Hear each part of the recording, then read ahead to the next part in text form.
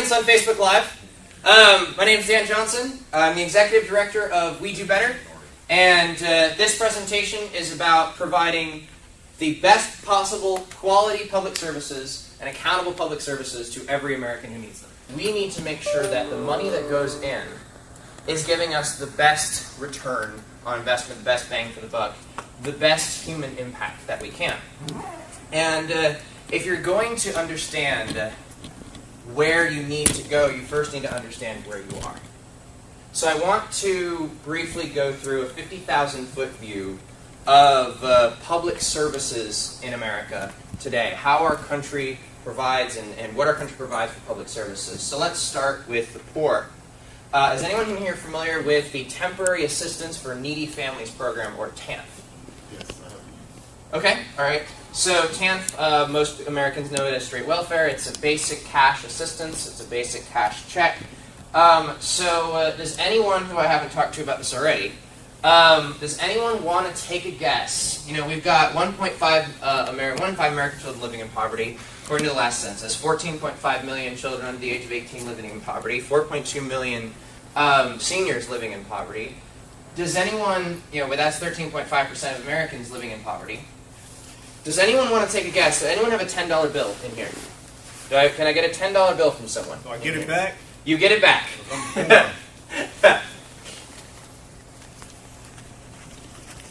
All right, thank you very much. This is your $10 donation to the welfare system. This is your $10, you're putting your $10 into TANF to make sure that those who need, that those who can't provide for themselves are able to be taken care of. Now, does anyone want to take a guess at how much of this $10 actually ends up in the hands of the welfare recipient? 10%. 10%? What else? Room full of skeptics. Okay. It is actually $2 and 46 cents. $2.46. And a couple years ago, it was $2.60. So it's actually continually getting worse from 75% overhead. You can have your $10 back. Thank you very much, sir. I'm one of those millions that you speak of. So, we start thinking about our public services system and we start thinking 75% consumed by the system. What about food security? The USDA, one of the USDA's main goals is to provide food security for millions of Americans, and an estimated 12.7% of American households were food insecure at least sometime during the year 2015. What about education? Oh, America, the #1 country in the world, is 24th in literacy, 25th in science, 40th in math, and 14th in educationally leaked the report to the press and got the report out. And what they found is the Department of Defense, on simple bureaucracy, was wasting $125 billion a year. Now, let's put that in human terms. What could that do? I don't know. It could hire 2.25 million teachers and reduce class sizes by 29%. Again, we're not removing any planes, we're not removing any ships, we're not cutting down any members of the military, simply redirecting those dollars. Or it could pay all the medical expenses for 12.5 million people per year. Simple waste in the DoD. What about veterans care? The numbers vary, but according to the VA Office of Inspector General, 307,000 veterans, whether they were dying because they didn't get the care or they just died and the care didn't have much to do with it, 307,000 veterans were on VA waiting lists and died waiting for an appointment at the VA. Since 2005, FDA approved drugs, not the ones they don't approve, not the ones they, potential life-saving drugs that they don't approve, but the ones they do, have killed approximately 789,000 people and counting. On average, every year in Medicare, they spend 33%, 100 billion, on program demonstrations to promote Medicare and the CHIP program. 33% of our Medicare budget, instead of going to people who actually need medical care, goes to demonstrations that are ordered by law to show people what Medicare is. I'm pretty sure in this country we know what Medicare is. I could be wrong. But that 33%, the human cost of that 33%, is millions of cancer patients that go untreated at $80,000 a year for treating cancer. What about housing? In January 2015, 564,000 people were homeless on a given night in the United States, and of those, a good percentage of them were in families. What about transportation? 49% of U.S. roads are, according to the Department of Transportation, in moderate or poor condition. And 25% of our bridges are structurally deficient or functionally obsolete. Think about that next time you cross a bridge. What about the environment? According to the EPA, right now, 121 million Americans, when they take a breath outside, they're breathing in polluted air. And 18 million Americans, I'm sure you've heard of Flint, and the problems there in Michigan. 18 million Americans live in cities with potentially contaminated water like that. 5,300 systems statistically in violation of lead rules in water. And just in case the agency responsible for protecting the environment screws up the environment, the Federal Tort Claims Act prevents you from actually going after them for it or holding them accountable. I throw all these examples out because I want to give you an idea of the crisis that is in our public services. People think of public services as a very dry term because it contains police, it contains schools, it contains all of these other things. But right now in America, public services are essentially the backbone of our country. They're the critical infrastructure of our country. If you don't believe me, go without water for 3 days and see how much work you get done. That this crisis impacts the rest of the nation because it's how we treat those people who need the most. It's how we treat those basic services.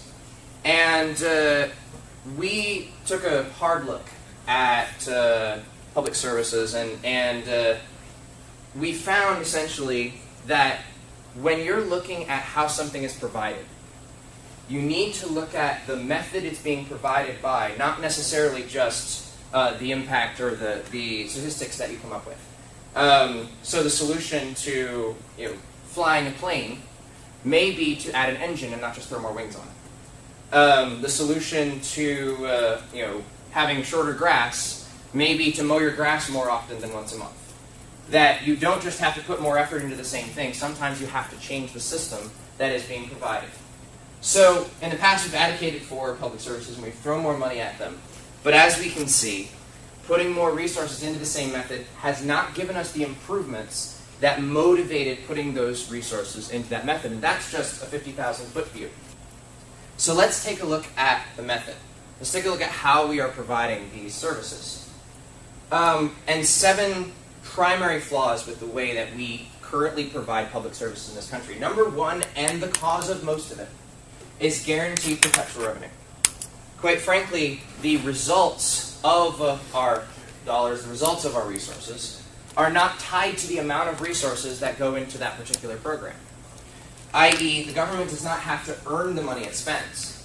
And so waste, poor outcomes, corruption, these all go on over long periods of time. So, imagine if you went to a restaurant one day, and your salad looked like this. And you go, "Waiter, there are maggots in my salad." And the waiter goes, "I'm sorry, sir. We'll get you a new one." And you're like, "I don't want a new one. I want a refund. Right now." And he goes, "I'm sorry, sir. Not only will you not get a refund, but next week you'll have to come back for the exact same salad." How would you feel? Yet that is exactly how our public services are provided. Point number 2. We provide our public services centrally. It's a massive concentration of money and power. Last I checked, politicians, particularly in Congress, were disliked more than cockroaches, traffic jams, and Nickelback.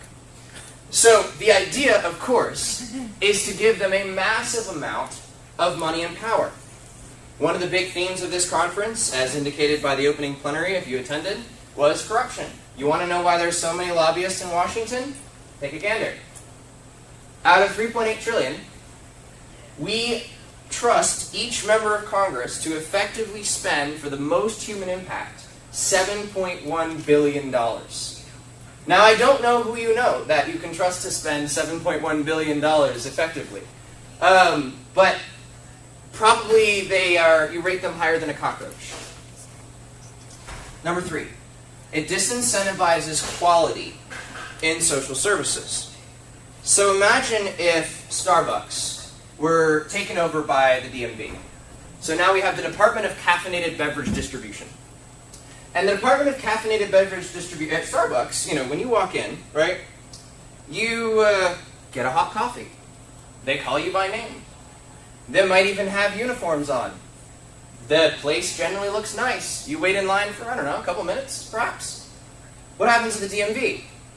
Well, you might get to choose between lukewarm, cold, and really cold coffee. You would probably wait in line for a few hours. You would be called by number. And they'd take a picture of you, and it would look like you were high. So, that was what I mean by disincentivizing quality in social services. Because those people at the DMV, because the DMV itself does not have to earn the resources that we put into it. Because DMV knows that every year they're guaranteed the exact same amount of resources to provide those public services. They have no incentive to improve, and in fact, the quality continues to drop significantly. Number 4.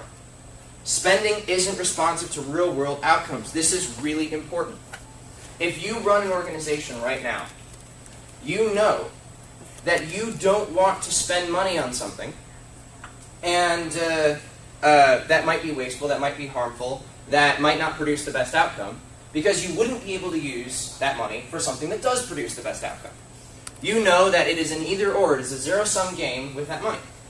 However, in our current system of providing public services, they know it's not a zero-sum game with that money. They know no matter how much money they spend right now, and no matter what outcomes they get, they don't need to account for them when they get that next check. Has anyone ever been to the Housing and Urban Development website? All right, a few very educated people in here. So, I challenge you to find the numbers of people that HUD has helped in each program. I don't need exact numbers, orders of magnitude. 10, within the 100, within the 1,000, give me something. Because I know when we looked at the Housing and Urban Development website, and we tried to find the numbers of people that are on assistance with those programs, including low-income housing assistance, rental assistance, things like that, they said, here's how much money we spent. Isn't that enough?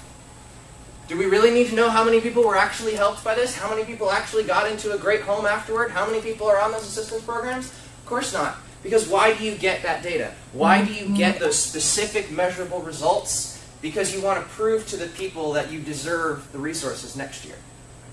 Do they have to do that? Seems not. Now here's an example most people don't think of when it comes to responsiveness. Everyone now has heard of United Airlines dragging Dr. David Dow out of his seat. And when I was watching this video, it seemed remarkable to me how similar that video was to police brutality videos that we've seen all around the country for several years. Eric Garner and the chokehold.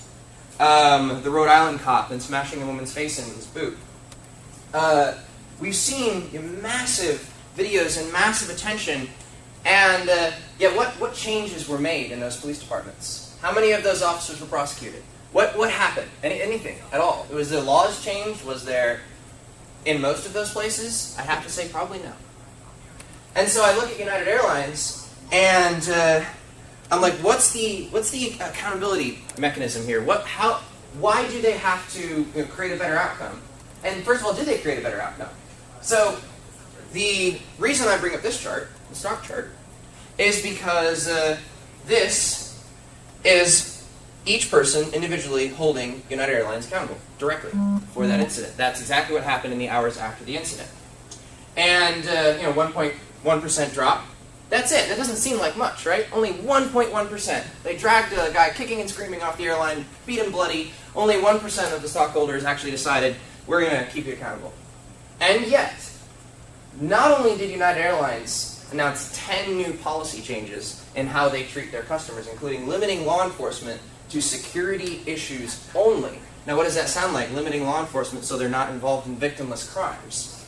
But the entire community, including Delta, American Airlines, and Southwest Airlines all changed their policies too. It'd be as if a police brutality video came out in Ferguson and then half of Missouri police departments all changed their policies instantly, right? Spending is not responsive to real-world outcomes, and the direct harm on people is almost unimaginable. And number 5, and this is kind of a conservative talking point, increases waste. But the numbers are kind of interesting. So last year, just some of the interesting things the agencies bought toward the last couple weeks of the year. Department of Transportation purchased a $20,000 grand piano. Homeland Security purchased a bunch of FEMA flags. Does anybody want a FEMA flag in their yard? At least one person. All right, we're giving them out now. The Army purchased an expandable paintball arena for $30,000, and the cost of those 3 things are actually about 5 times what you get on Amazon. Why? According to Liebman, at the National Bureau of Economic Research, the 1.9% of spending would occur in these agencies in each week on average. Remember, 1.9% of the minimum wage worker's wage that is going into this agency to help people in whatever area they're supposed to be helping them. On average, 1.9% of spending. But right before they get that next check, 8.7% spending. And they blow all the money because they know they won't get it next year if they don't blow all the money. So they do. Number 6, lack of accountability. Everyone knows the Veterans Administration has been held accountable for decades, right? No? No? Veterans in the room who disagree with that? Okay. Give you a little bit of history of just how long this has been. Through multiple parties, multiple presidents. 1945.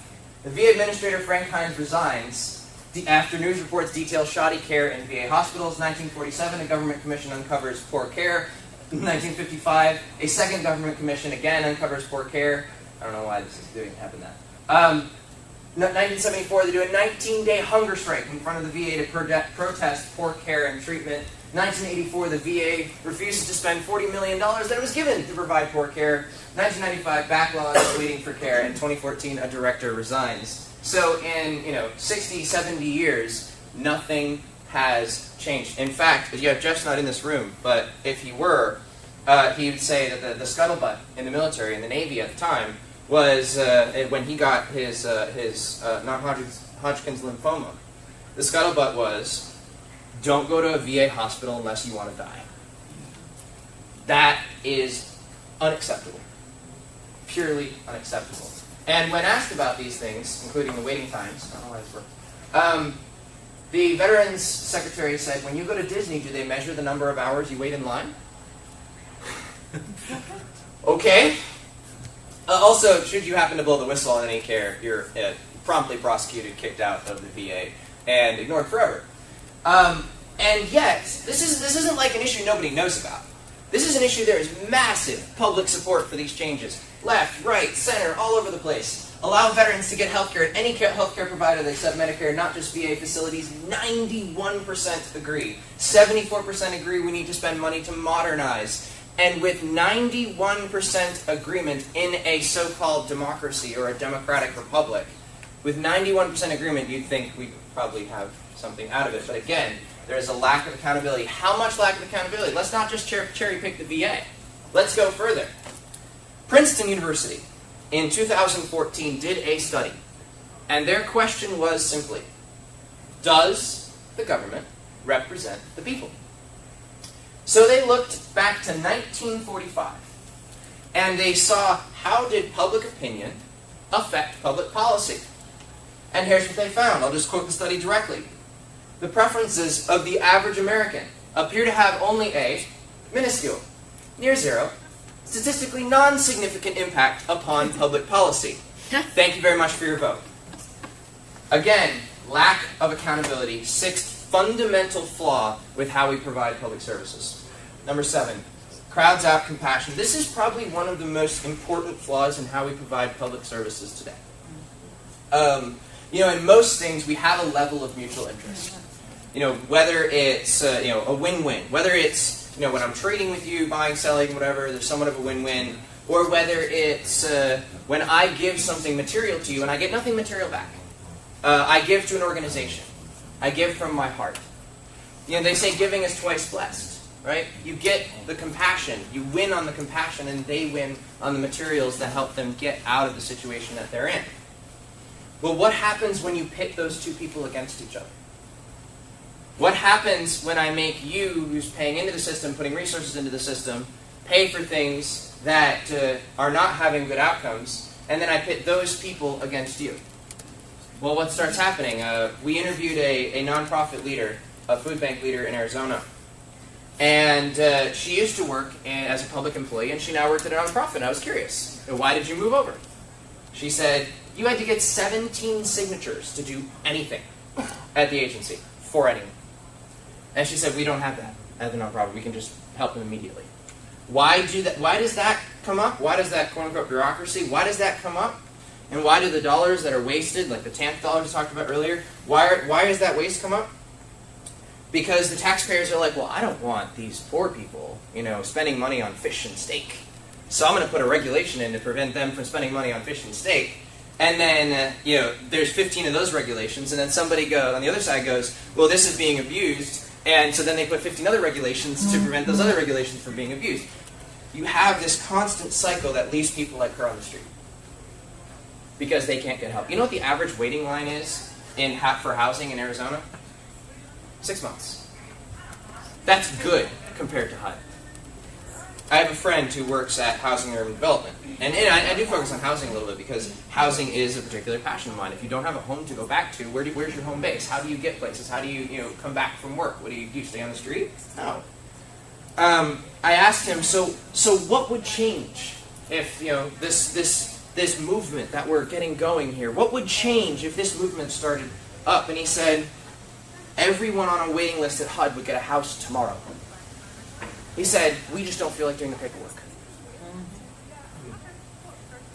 Crowds out compassion. And further, and perhaps somewhat worse, people believe that everything's being taken care of, so they don't help the homeless guy on the street. Well, you can always go down to an agency and get some assistance. You can always go, get a house. You can always so why do I need to give you anything? Again, crowding out compassion. And so this is important. Whether you're on the left, whether you're on the right, whatever position you take, that because the system falls so short of the good we could be doing, it creates a victim on one end, the person who is putting the resources in, whether it's the time, whether it's their money, whether it's their assets or resources. And it leaves a victim on the other end, because that person could have gotten help. But instead, that money, those resources have been completely blown away. And the human impact is almost impossible to measure. Now, what are some possible rays of hope? What are some possible solutions? Where can we look? We talk about the problem, but if you don't talk about a solution, then you just leave here depressed, and that's not what I want to do. This is important. Most human welfare is provided outside our existing public services system. There are many, many people on our public services system today, but many things you don't think of as public services, such as the cell towers that allow you to make a 911 call. Such as, in America we have one of the lowest per capita, basically per person, we have one of the lowest per person costs for food. Why? A massive grocery store network that makes sure there's affordable food in just about every home, and the organizations that partner with those, so when the grocery store has food that goes bad, they give it, or that reaches the expiration date but hasn't actually gone bad, they give it to a food bank, they give it to Food Not Bombs, they give it to an organization like that. That massive network ensures that almost no one in America goes hungry and that they don't spend so much of their scarce resources on food. But what are some examples? What are some hard data examples of human welfare being provided outside our existing public services system? Kiva. Is anyone here familiar with microfinancing? Just a couple people. Okay.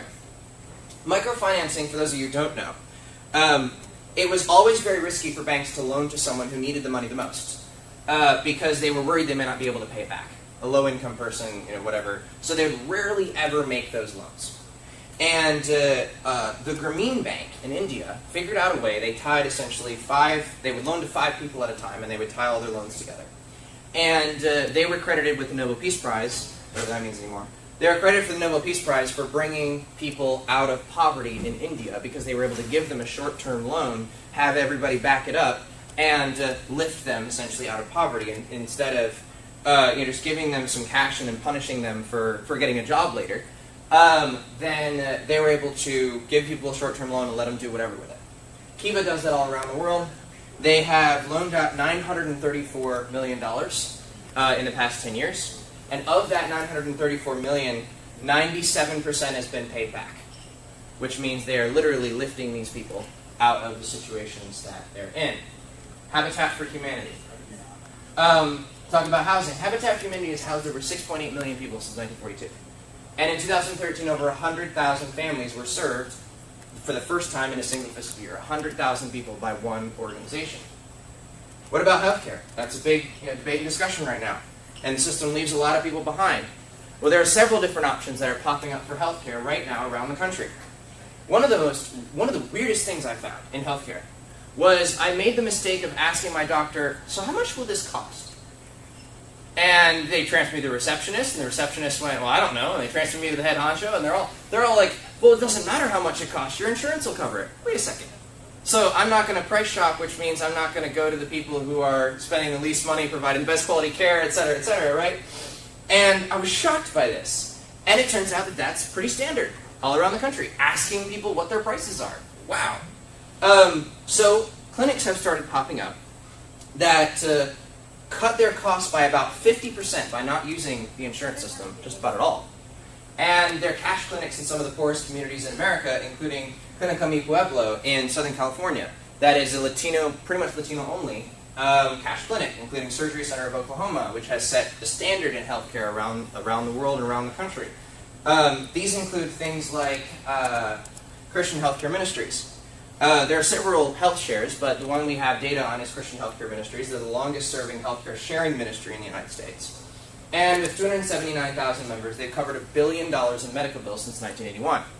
On average, their plans every month cost half the price of healthcare marketplace plans. Why? Because they essentially pay in cash, so the hospitals are happy to slash their prices completely down. And the only reason they are a Christian-only healthcare ministry is because you're only allowed to deliver healthcare like this if you're a religious institution, by law. What about, before I move on, and another thing that started popping up is office or home visits for doctors. Because it gets around a lot of the red tape and stuff like that they face, and it gets around a lot of the high prices. There's an organization here in Atlanta called MedZed. It is basically Uber healthcare. And doctors will go to your home, they'll go through a basic doctor appointment for 10, 20, 30 bucks, and you're able to then pay for something a little bit more advanced, but their prices are, again, half, 3/4 cheaper than anything that's out there.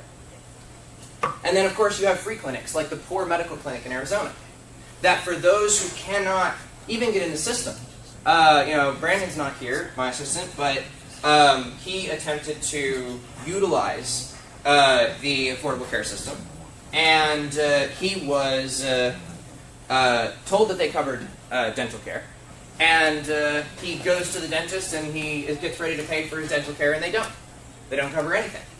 And he's someone who may not have the income to even get into a cash clinic at some level. The the free medical clinics around the country, they are doing this for those people, for people who don't have a computer, people who are not computer literate. One problem with a one-size-fits-all system is there are people who don't fit that all. So if you're not computer literate, how do you sign up for Obamacare? How do you sign up for affordable care?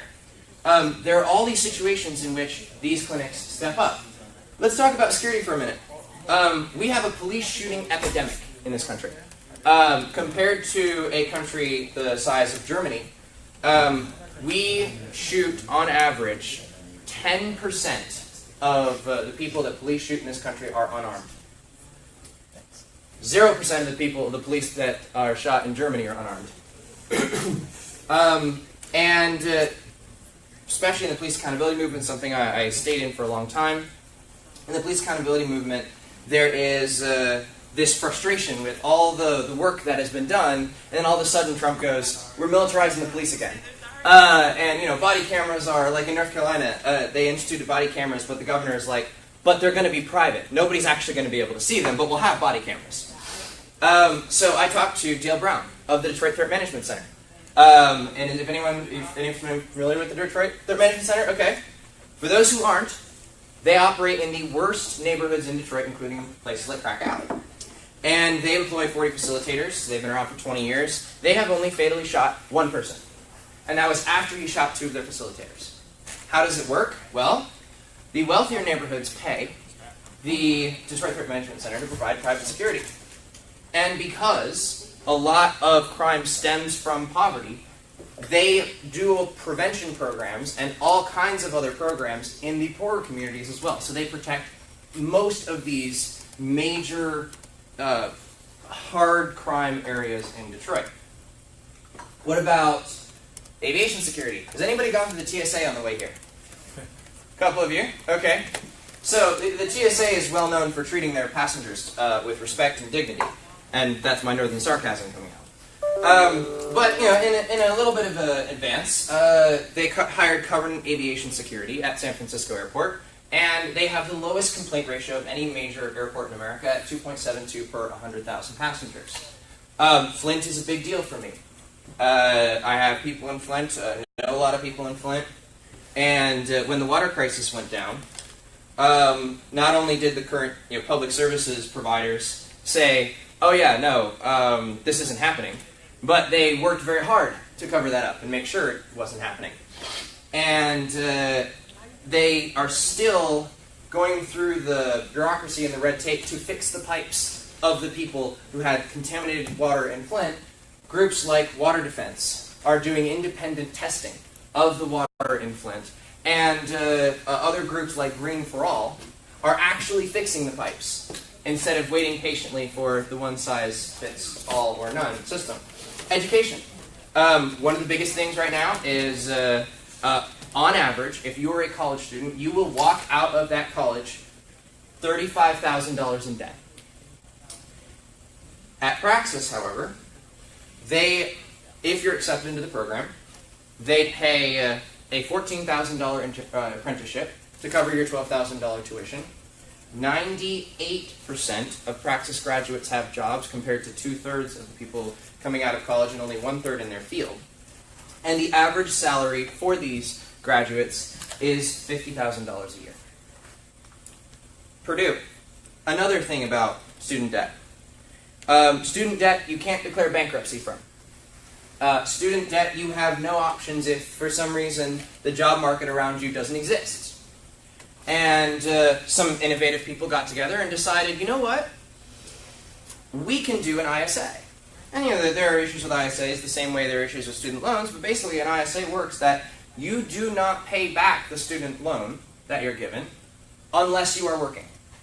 If you are not bringing money in, you do not pay any money out into those student loans.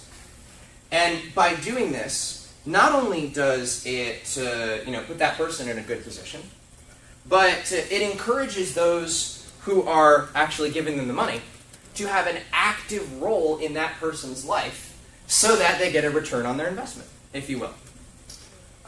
What about library, if anyone's familiar with it? Library provides free educational material on the internet. Lots of places do that. One of the biggest things that made him stand out is Berkeley was sued for not having closed captioning on their videos. Rather than putting closed captioning on their videos, they took 20,000 lectures off the internet and library put them back up for free.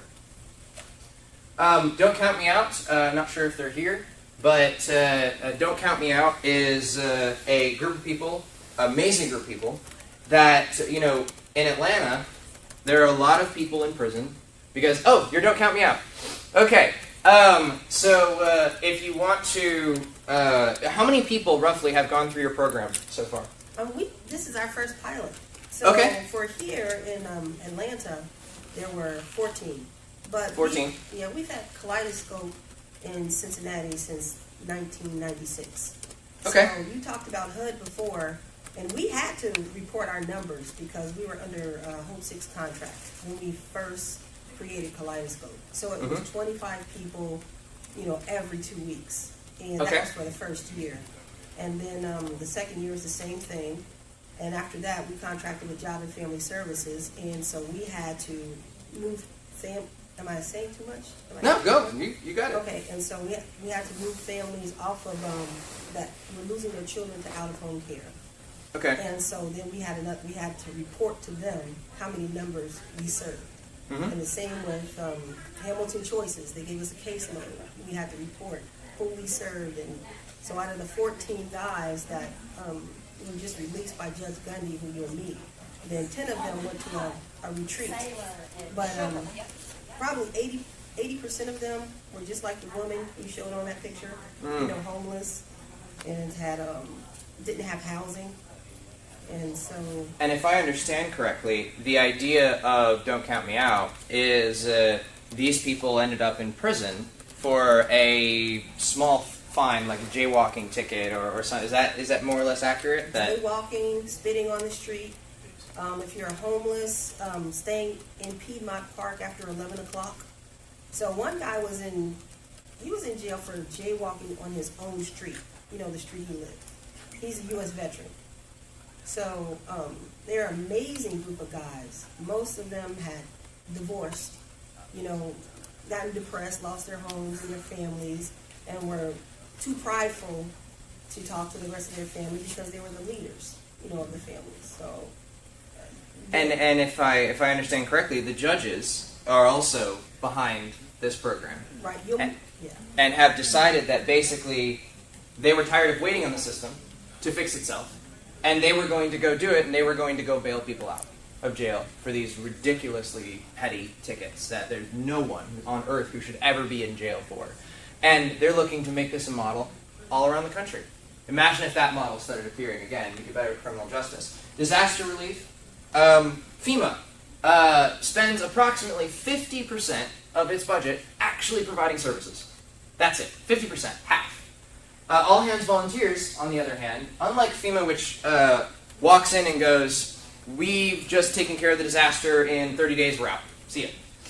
All Hands Volunteers goes in, and they stay to help a community rebuild. Each disaster relief program lasts an average of 148 days. They spend 90% of their budget on services instead of 50%. Informal groups like the Cajun Navy, if anybody here is from Louisiana, you know what the Cajun Navy is. Cajun Navy is all your neighbors with boats. And it just turns out that a few years ago, all your neighbors with boats got themselves a Facebook group. And when the Louisiana floods came in, they went, "I'm on my roof." Guys like, "I've got a boat." And guys like, I've got a boat, I'm heading to your roof. They saved thousands of people from the Louisiana floods during the 2016 major disaster relief efforts. Child services. In America, there is very little organizations that strike fear in the heart of a parent other than child services. Because people know that child services can come in without a warrant, and they can take your child. This was amply demonstrated in Arizona, where the number of children being taken from homes went from about 10 to about 50, just instantly. And there was no particular rhyme or reason. They just carried out enforcement capacity without the protections that we usually expect. Children's Home Society, on the other hand, Children's Home Society, they provide all of the family services and leave the enforcement side to the police. Transportation, this is just an easy one. Amtrak costs taxpayers about $300 million a year. Now, mind you, you pay for tickets on Amtrak. It's not like you step on there for free and we're like, okay, we're paying money for a public service. No, we're literally paying for Amtrak and it's still losing $300 million a year, unlike Alaska Railroad, which has an annual profit of $1 million. The Workforce Reinvestment Act, for every American that would go through that program, only 34% of them would actually get and retain a job. However, Cincinnati Works boasts an 84% job acquisition and retention rate, more than twice as high. Setting standards all over the map. Insurance Institute for Highway Safety, which is essentially a collaborative of insurance companies, they produce consistently better data than the Department of Highway Transportation or National Highway Transportation Safety Administration, in especially illegal areas, areas that the law decides that there will be no acceptance of these people, such as marijuana. Steep Hill provides marijuana testing and standards at a lab in California. Dance Safe, something that goes completely untouched and ignored is when young people go to raves and they take drugs like ecstasy. Nobody wants to ever test those drugs, so they can be spiked with anything. So you're a young person off of taking an illegal drug, and maybe you consider it a mistake. They all of a sudden end up dead after the rave. Well, DanceSafe sets up, and they're generally hated, but they set up at these raves, and they do drug testing. You can bring your drugs, no questions asked. We'll do a testing kit, and we'll run it through. This is a really under-known organization, but you don't hear about light bulbs exploding too often. You don't hear about appliances catching fire in America. You don't hear about a lot of these things. UL is the primary safety organization for those pieces. Emerson Ecologics sets standards for supplements, etc., etc. Lots and lots of different examples are out there. These are just a few. These are just a few that stand out.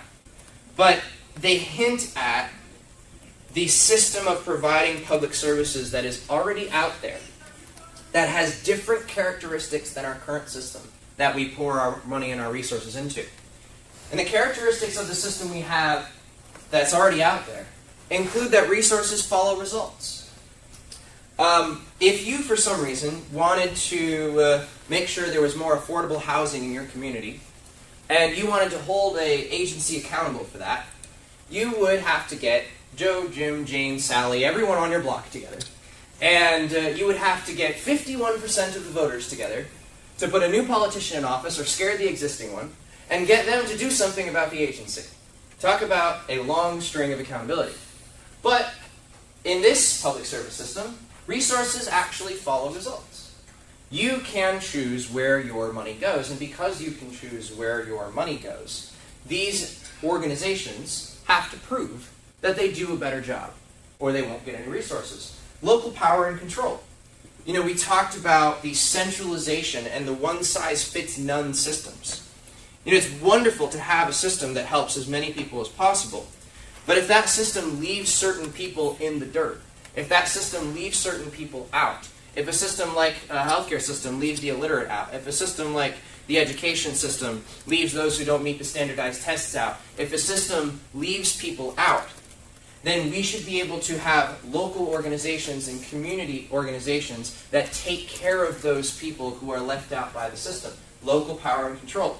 There's an incentive for quality. Again, if I have to continually do a better job to earn your resources, to earn your dollars, then I have to continually prove I'm doing a better job, and I have to continually bring forth quality, including the data that comes with it. And the flexibility. I don't have to get a million different signatures to change something that's not working. I can change something that's not working immediately, or you can go somewhere else. Reduce waste. Again, what creates downward pressure on waste? It's the fact that I know if I spend the money on a steak dinner tonight, I might not be able to spend that money on rent later. That's what creates downward pressure on waste. I know that the resources I have coming in are, to a certain extent, limited, and I have to earn more resources. Accountability, again, direct accountability. You, the individual, can hold an organization accountable yourself by pulling your resources immediately, without any help from anyone else. And finally, and most importantly, it is compassion. It is a win-win between both people. Everyone is in that transaction, is in that situation, is helping those people voluntarily together. If you go out onto the streets and you ask people, so if we have a hunger problem in America, where should we send them? Very few people will say food stamps. Why? Because we know that if that's all they have, that's great. But if we can do better, and if we do better than that, then we should. Then there should be another way. Now, all of this education on the systems, all this education is really quite pointless if there isn't any action involved. And if there isn't a final point to the education. See, the final point here is that we should measure our compassion by the good that we do and not the system we use. Say it again. We should measure our compassion as a society by the good that we do and not the system we use. and not the resources we put into that system. If you put $100,000 million into a system and you help one person, yeah, you might have helped that one person, but we should be measuring the good that we do at the end instead of the system that we use. I'm going to need that plugged in soon, or I'm going to have to hurry up. Did it take away my? I think it took away my power here. Let's see. Let me get that plugged in. That'd be great. Okay. Why talk about public services? Why talk about the crisis? Why talk about the people at the end of this? Because they can't wait. Take a walk through the community I grew up in Toledo. Certified gang territory. Take a walk through that community and see those people and tell me they don't work hard. Tell me that these people don't have any self-respect. Tell me that these people don't deserve to be members of society, don't deserve our assistance, don't deserve our help, and don't deserve a way out. Tell me that. You can't. And they can't wait. The people who don't have a house can't wait. The people who don't have health care can't wait. The people who don't have food can't wait on us to go, wow, that was a really cool educational thing. We might do something about it someday. So the question I ask you then is, what is your passion? What area are you passionate about? What area of helping people, where do you see your passions? I'll tell you, one of my passions is deadly diseases. I don't like them. It's not my passion. My passion is curing deadly diseases. Why is that my passion? Because in many families, there's no scarier 6-letter word than cancer. There's no scarier words than multiple sclerosis. And when I find that when people go out and they attempt to cure deadly diseases, and they are told by their reigning medical board, you can't, you won't, and this goes against our pharmaceutical donors, and the people that needlessly die because of that, not only does that infuriate me, that makes me want to find where we do better. Find where we do a better job. What is your passion? What area? We've generally broken down public services into 8 areas. You can certainly take on multiple. You can take them all on. You can take on an area that's not here. We've generally broken them down into 8 areas, including justice, education, shelter, healthcare, sobriety, labor, food, infrastructure, and environmental protection. And what do we do? This is a big elephant. There's a reason why public service is generally considered a dry term, because it contains everything. This is a gigantic elephant. And it is the elephant we need to solve, is the elephant we need to eat, but we have to take it on one bite at a time, one piece at a time. There are 4 steps to completely changing the results for how the people who need them the most receive public services. Get info, connect, get data, and get UTC. Number 1, to get information. One of the crises of public services is that people have no idea where to go. Does everyone in your community know where your local organizations that provide help are? Do they know where the local food bank is? Do they know where the food bank next to that one is? If you're into healthcare, do they know where the free clinic is? Do they know a free clinic exists? Or are they going to go to bed every night and their kid has a toothache that keeps them up all night? The first step is to find the organizations in your community that already do better and give people access to that social safety net.